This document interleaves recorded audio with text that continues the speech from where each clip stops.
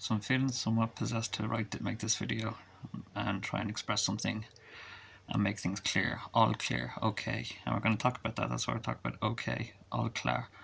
Okay, kind of all clear kind of sounds. That comes from German. It could be all clear, all connect, meaning like all considered, all okay. It comes from German, kind of thing, kind of. Only connect is really the German for like a circuit that doesn't have a variable, like a switch in it. It's all connected. So they say things like something is safe and secure. It's all connect. There's no variable about it. So okay, we're going to get to where okay comes from. All clear. Oh yeah, on the topic of that, just reminds me I did dedicate this to Courtney Love, this video. I hope this finds you well and gives you some meaning in life. We're going to start by talking about this symbol. You might recognize. Crudely drawn on my Radiohead topic. You might recognize it. It's the peace symbol, universally speaking. And I'm going to talk about what that kind of means. It's a stability symbol. It's a type of stability. And it is upside down, to be perfectly honest. Hippies waved that around in the 60s because they had a lot of understanding in America. Clearly, it was a really nice renaissance in America, revolution. But they knew about that and they used to wave that around. And that's upside down. That's upside down to, well, you know what it's upside down to. This symbol here next to it, which I used to think was a tree because it looks like a sproggling the way a tree grows. But that's not. That's another type of stability. These are types of global stabilities, global powers and global stabilities. So that one is upside down to this one, and this one you see here that looks like the tree.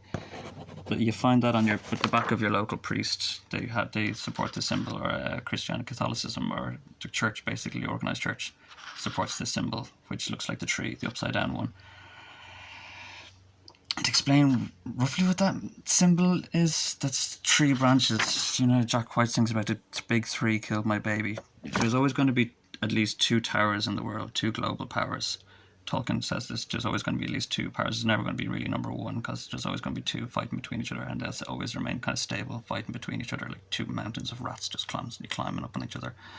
And the middle one refers to a branch. Those two split heads are like the split heads of this old Reich flag with a two-headed crow kind of symbol, and the original head of it has been cut off and two heads grew in its place. So the original center one was the original king of Christianity or something like this. So the Pope kind of takes this main center branch because he heralds himself as the main center branch of Christianity overall.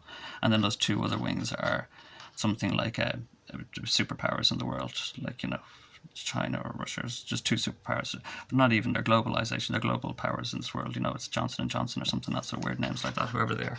So that's a symbol for stability. Now, what we haven't talked about in both of these symbols so far, we talked about the big three. The big tree, like the two heads of that split priest of Christianity when the king is killed, and it's divided between all the families of Christianity. And then the center branch is something like the Pope or the Vatican, which maintains the figurehead of that church, of that original split head. So before the split, before the death, it wouldn't have looked like that. There's other ways of what it could have looked like.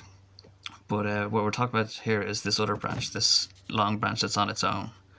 And that's to do with something conveniently from Radiohead, Kid A theory. Okay, there's a kind of thing, it's roughly related to this and it's connected to this. So there's always a kid kind of in the world, and there's going to be loads of these kids, but then of course among these kids there's going to be one of these kids that's more preferable to all the other kids. And it's going to be born in a very nice place in the world.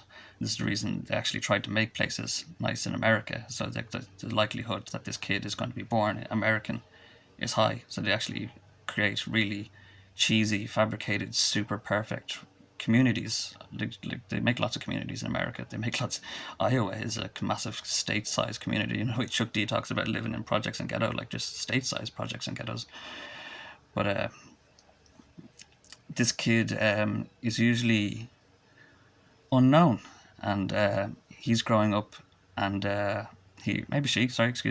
this person is growing up, I'm not certain about that, unknown, and when they're in a situation of unknown, it's a different type of stability, and it's A. That's why it's Kid A.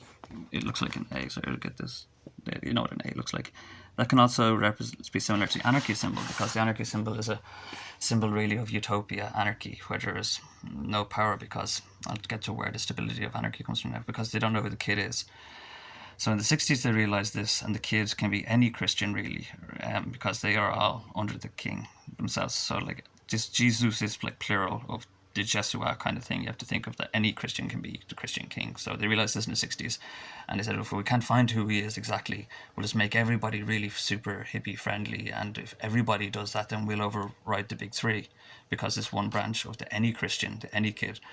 But you can go about finding this kid kind of thing, and a lot of processing and looking for this kid in the world happens, especially after World War II, and they probably found one of the kids or something like that, the main chariot guy, and then they start honing in and looking for them and screening, processing, and looking for who he is. And I'm fairly certain that they didn't find the exact kid A of, because I reckon it fluctuates. The kid A is going to be kid A for a while, and then there's just going to be some other kid or Christian. And a Christian can be anyone. Remember, a Buddhist can be a Christian. Anyone can take into Christianity. You can do it. That's why they get away with Satanism, practicing Satanism, because the graces of Christianity allow you to do those experiments in those ways, which you shouldn't. And so, there's Christian Judaism, just Christian Buddhists, just Christian Satanists. Like I said, they're terrible. There's not even a church. It's just Satan is a poetical device employed in the extended wisdom literature of the Torah. It's a poetical personification used to depict a metaphysical reality, but is worshipping the personification is silly. I'm going to get called. I'm leaving home. I'm going to get called in a second, so I'm going to wrap this up kind of soon. So when they don't know about it, it's kid A, and that's why it's an anarchy situation, because they're not sure who's in power, because this kid, when he's happy, the world is happy. When he's grumpy, the world is bad. When he stamps his foot, and this is like butterflies and hurricanes. So they think it's better not to know sometimes, just leave it roll in nature. And then sometimes they think it's better to find him, or her, sorry, excuse me. And they think they've done this in America, and that's where I think Cobain came in, because this is where they had the big three, one of the big threes. Oh, sorry, I didn't get to the K symbol. If the kid is raised typically under the scriptures, this way I said any Christian, and you say, why a Christian? But if he's raised under the scriptures of this circle, of the stability of this community, even if not global community, this community, then that's that symbol there, the priestly symbol that looked like the tree, because he's raised under the central branch. He's connected to the central branch. He's raised under the scriptures. So Jesus wasn't raised exactly under the scriptures, despite he was raised under under stability, but it was something where he was unknown, semi-unknown. Coming out, cheers! Semi-unknown, I'm not exactly certain of that, but it was under stability. Jesus was raised in the scriptures, excuse me, he was, but I don't think John the Baptist was. That's where the crossover difference is. But he was raised under the central branch, and if he's not raised under the central branch, or one of the other crow symbols, who can be anybody really, like anybody in the business world, anybody in the business or power world, then that's what a K looks like. That's what a K looks like. So when the side branches get the kid, I call him the skid, S-kid, but they call him kid A kind of thing. I call him the skid. S-kid. It's not an S really, but it looks like an S. Yeah! Coming now, sorry, cheers! So when the other side branches have it, then that's a K, and that's what circle K is. You see this a lot like in petrol stations, because they're proud about that one of the sides of the crows have power of the kid A. So circle K. And that's what's also on the kick drum of Smells Like Teen Spirit. It's all Clara, okay, and all Clara is a way of saying all clear. That they've got it all clear, because they say it's all clear because one of them have the kid, so they're proving something that they have the kid, and they thought the kid was Cobain because he was a very likable Christian, and he was kind of Buddhisty, and so they wrote him out in a certain sort of way, like filling him with heroin and overriding him. I imagine flooding his entire orrery. And I say that's why he had so many stomach pains and inexplicit health problems, and he was absolutely tormented. So I wanted to dedicate this to Courtney Love, because I might share some light in your life. And then you see replications of this horribly cliche, Bloodhound Gang have all Cara, and they don't really know if they think what they're talking about. But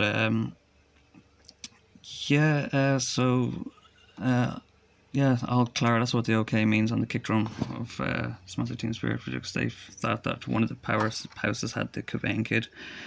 And then Cobain's lyric, as he rightfully said, because I said these things can fluctuate, and Cobain turned into heroin and got very selfish, I imagine, and very the bottom of the barrel, like Elvis was a similar kind of thing. He was not a kid, a skid. Pseudo-Christianity kind of thing. And Sorry, I'm getting called. Cobain said in his last song, which might have been made posthumously through Alexa, he said, there's talk about someone else. And I think that was Cuomo, because Cuomo came out around the time when Cobain killed himself. And Cuomo was the likeable skid that kind of took over his place.